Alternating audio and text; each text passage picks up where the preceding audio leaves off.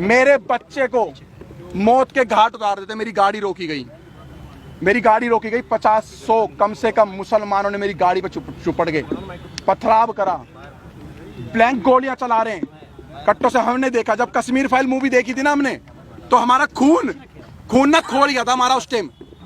लेकिन जब हमारे ऊपर भी थी ना, तो मुझे पता है मैंने नन्हे से 1.5 साल के बच्चे को कैसे बचाया है। मैं मर जाता, मेरा बच्चा मर जाता, या मेरी वाइफ मर जाती, अगर भगवान मेरा राम अगर मुझे बचा देता ना, तो मैं इस देश के संविधान, इस देश के कानून को साइड में कर देता। अगर मेरा बच्चा मर जाता, जहां पर इस देश का संविधान हमारे बच्चों को और हमारे परिवार को, सनातन को नहीं बचा सकता, जहां पर ये पुलिस आर्मी और हमारे देश को नहीं बचा सकती, आईपीसी धाराएं नहीं बचा सकती, जहां पर पुलिस वालों पे गोली चल रही है, जहां पे बड़ी बड़ी अधिकारियों को मेवात जैसे एरिया में डंपरों से कुचल दिया जाता है, तो वहां पर इतनी बड़ी यात्रा हो रही थी, 1 लाख से 1.5 लाख व्यक्तियों की, सनातनियों की पूजा करने जा रहे थे, आराध्य करने, अपने आराध्य भोले शंकर जी की। तो वहां पर आर्मी कहां गई, आपकी पुलिस प्रोटेक्शन कहां गई? 500 पुलिस वालों से 1.5 लाख बंदों की सुरक्षा आप करवा रहे थे। मैं आपको सच बता रहा हूं, मैं कोई आपको झूठ नहीं बता रहा। जब मेरी गाड़ी में आप गाड़ी में कितने लोग थे, किस तरीके से, कितने बजे की गाड़ी में हम 7, अचानक क्या हुआ वो बताइए। हम लोग 7 से 8 जने थे। जैसे ही हम लोग बरगली चौक वाले रोड पे जैसे हम लोग आगे की तरफ बढ़ते हैं, तो हमें दिखता है कि कुछ लोग बाइक के पास खड़े हैं, 6-7 बंदे बाइक ठीक कर रहे हैं। हमें थोड़ा सा शंका हुई कि 6-7 बंदे बाइक ठीक कर रहे हैं। आगे एक ऑटो, कम से कम 10-15 बंदे ऑटो ठीक करने में लग रहे हैं। एक ट्रक, एक डंपर के आगे उन्होंने बाइक को लिटा रखा और ट्रक वाले की गर्वान पकड़ रखी है। सब एक प्री प्लान था कि एक हवा बना रहा था कि भाई लगे किसी को कि हम लोग ये हादसे में खड़े हो, लेकिन वो हादसे में नहीं थे। वो पूरा एक फ्रेम बना करके घेरने की इंतजार कर रहे। जितने अंदर जा रहे हैं जाने दो, उसके बाद एक एक की लाश वहां से निकलती। 70 से ज्यादा गिरफ्तारी हो चुकी है, क्या लग रहा है? 70 से ज्यादा लोग थे, लाखों आदमी इसके अंदर इन्वॉल्व है, लाखों आदमी। और मैं खट्टर साहब का, मैं बीजेपी का विरोध नहीं कर रहा, मैं कांग्रेस का विरोध नहीं कर रहा, मैं किसी पार्टी का विरोध नहीं कर रहा हूँ। मैं साफ खट्टर साहब का विरोध करना चाह रहा हूँ आपके चैनल के माध्यम से। लेकिन नहीं, मेरी बात सुन लो पत्रकार साहब। खट्टर साहब का एक बयान आया है कि हमने आधे घंटे या 1 घंटे के अंदर पुलिस भेज दी। सारा का सारा फेलियर और झूठ बात है। 3 घंटे तक उस मंदिर पे भी नहीं पहुंची थी, मंदिर के अंदर भी गोलियां चली। लेकर निकले, कहाँ गए? बरगली चौक। अपने आप को, अपने बच्चे को, अपनी पत्नी को, जो लोग थे उनको बस भागते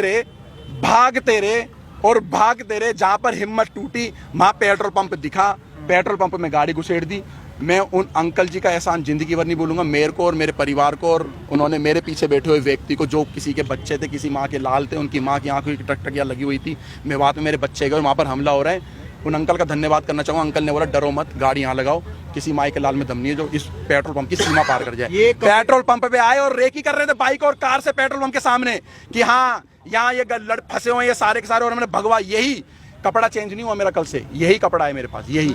इसको देख के टारगेट कर रहे थे कि अगर वो सारे का 200-250 की संख्या में आ जाते तो हमें पेट्रोल पंप पे ही मार देते, तो पेट्रोल पंप पे भी आग लगा देते। गोली भी चली? मेरी गाड़ी पे गोली नहीं चली, मेरी गाड़ी के सामने से बिल्कुल गोली गई, हवा में गोली फायर करी उन्होंने कट्टों से। और ऐसे वेपन उनके हाथ में थे जो दिल्ली पुलिस के भी हाथ में ऐसे हथियार नहीं थे। आर्मी वालों के पास भी नहीं होंगे। मैं कहा दिल्ली पुलिस, हरियाणा पुलिस के हाथ में ऐसे हथियार नहीं थे। इतने बड़े बड़े आतंकवादी हैं सारे के सारे। मैं आपको बता देता हूँ शुरुआत कहाँ से हुई है। हम फरीदाबाद से जब निकले हैं अपने वाहन से, इनकी गाड़ी हमारे से आधा घंटा लगभग पीछे थी, आधे से पौन घंटा, किलोमीटर के हिसाब से नहीं बता सकता। मगर जिस समय हम लोग वहां से जा रहे थे, रास्ते में हमारी गाड़ी के पीछे 2-3 बाइक वाले लगातार चल रहे थे, जो फरीदाबाद से नूह और मेवात तक थे। हमें शक तो हो रहा था कि शायद हमारा पीछा करा जा रहा है, हमारी रेकी हो रही है। हमारी किसी भी टीम के पास किसी तरीके का कोई भी ऐसा सामान और ऐसी चीजें नहीं थी। अगर होती तो हमारे पास महिलाओं और बच्चों को हम नहीं लेके जाते। केवल शोभा यात्रा थी, जो पिछले कई वर्षों से वहां पर शोभा यात्रा चलाई जा रही है। और शोभा यात्रा में जल चढ़ाया जाता है, पूजा पाठ करी जाती है, और उसके बाद उन मंदिरों से अपने अपने स्थान वापस जाया जाता है। मगर वहां पर जिस तरीके से भीड़ थी, सबके कानों में छोटे वाले वो ईयरबड लगे थे। हमारी बाइकों के साथ भी जब हमारी बाइकें रुकी है, कुछ काफिले में 4-5 गाड़ियां रुकी है, हमारी गाड़ियों के साथ एक बाइक वाला रुक के गया है, जिसने ये बताया है, वहां पर सबने देखा है कि कुछ लोग यहाँ भी रुक गए हैं, भेजो।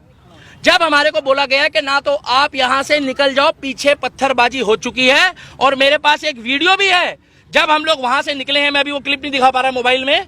उस वीडियो में उस व्यक्ति ने साफ बताया कि सर यहाँ से आप चले जाओ, वहां पर प्लान बन चुका है कि कुछ लोग आगे फंसे हुए हैं, वो आ रहे हैं। और वो व्यक्ति ने खुल के बताया, मगर मेरी बाइक का नंबर मत दिखाओ।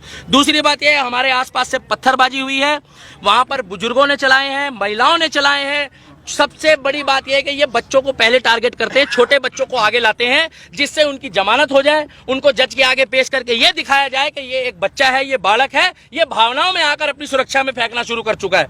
4 दिन पहले से वहां पर पोस्ट चल रही थी कि इनको मेवात की धरती में पैर रख के दिखाओ, हम तुम्हारे बाप के नौकर नहीं है। मेवात को ये दिखाना चाहते हैं, कहते हैं हिंदुस्तानियों तुम वापस जाओ, मेवात हमारा है। हिंदुस्तान, मेरे को क्या पता पत्रकार कहां से आए, आपको पता कहां से आए पत्थर? आप बताइए।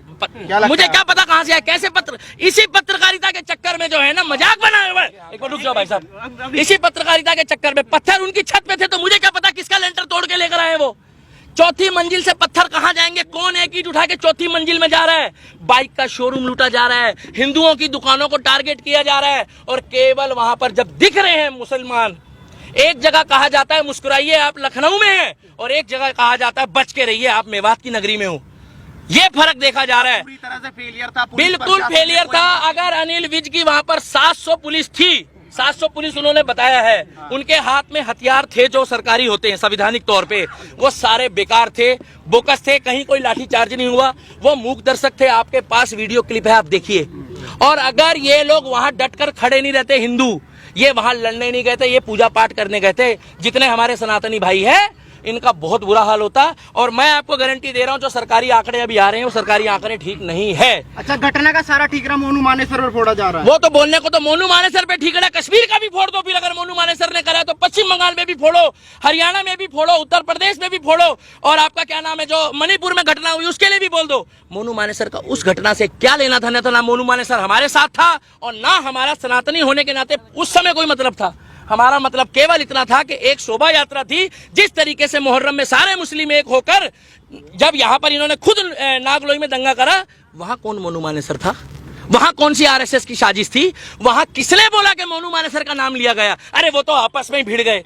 और भाई साहब, कलाम की सोच वाले हिंदुस्तान में मुस्लिम घट गए हैं, कसाब की सोच वाले बढ़ गए हैं। लिख के ले लो, 2024 में अगर मैं अभी भी कह रहा हूं कि बीजेपी को वोट मत दो, केवल उस व्यक्ति को वोट दो जो हमारे धर्म के लिए, क्या कर रहे हो भाई, जो हमारे धर्म के लिए बात करे, जो हमारे धर्म के लिए बात करे, जो सनातन धर्म के लिए बात करे। आज उत्तर प्रदेश में हिंदू की बेटी हो, मुसलमान की हो, सिख की हो, ईसाई की हो। 3 दिन पहले मुझे खुशी हुई कि अगर वहां पर कांवड़ यात्रा के दौरान भी कांवड़ियों ने कुछ उपद्रव मचाया तो योगी मॉडल ने वहां पर उनके ऊपर भी कार्रवाई करी है। विकास दुबे कौन जाति का था? वो एक धर्म सनातनी था, हम लोगों ने कोई विरोध नहीं करा। मगर दुनिया जानती है, जब अकीक अहमद मारा गया, अतीक अहमद के साथ जो कांड हुआ, हमें नहीं मालूम किसने करा, तब इन्होंने क्या बोला कि वो शहीद हो गया। तब इन्होंने क्या बोला कि भैया वो हमारा बंदा था। इन्होंने तुरंत सपोर्ट करी। और मैं अब भी कहता हूं, अगर जुनैद के जो भी हत्यारे हैं, जुनैद और नासीन के जो भी हत्यारे हैं, उनको फांसी हो, चाहे वो हिंदू हो, मुस्लिम हो, सिख हो, ईसाई हो, क्योंकि ये खुद बोलते हैं अपराधी का कोई धर्म नहीं होता। तो हम भी कह रहे हैं अपराधी का कोई धर्म नहीं होता। अगर वो राजस्थान पुलिस ने मोनू मानेसर को क्लीन चिट दे दी, तो मोनू मानेसर की जो क्लीन चिट देने वाली सरकार है वो तो राजस्थान की कांग्रेस की है। हमारी मांग एक ही है, 2024 में मुझे नहीं लगता कि बीजेपी की सरकार वहां पर खट्टर सरकार आएगी। अगर वहां पर बुलडोजर नहीं चला योगी बाबा वाला कि इधर गड़बड़ हुई, इधर ना तारीख ना सुनवाई, वही फैसला। हमें चाहिए योगी मॉडल, हमें चाहिए बुलडोजर मॉडल, और हमें चाहिए योगी बाबा वाला प्रोटोकॉल। और हरियाणा करवाना चाहते हैं। मेवात कौन बोल रहा खाली करने? उत्तर प्रदेश खाली हो गया पत्रकार महोदय। उत्तर एक मिनट मेरे को बोलने दो। उत्तर प्रदेश खाली हो गया।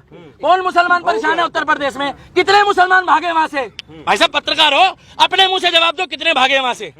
एक भी मुस्लिम नहीं भागा है, कमा के खा रहा है। मगर फर्क इतना है कि यहाँ वाले पत्थर चला रहे हैं और वहाँ वाले डर के मारे फूल चला रहे हैं। लोग तो कहते हैं भारत का मुसलमान डरा हुआ है, इतना डरा हुआ है मुसलमान। हाँ, डॉक्टर बन रहे हैं, इंजीनियर बन रहे हैं, आईपीएस बन रहे हैं, पुलिस वाले बन रहे हैं, सीआरपीएफ में जा रहे हैं, आर्मी में जा रहे हैं, और इतने डरे हुए हैं कि करते करते में 30% आबादी हो गई। बच्चे पैदा भी डर डर के कर रहे हैं क्या ये लोग? क्या डर के खौफ में बच्चे पैदा होते हैं? पुलिस तो वहाँ थी।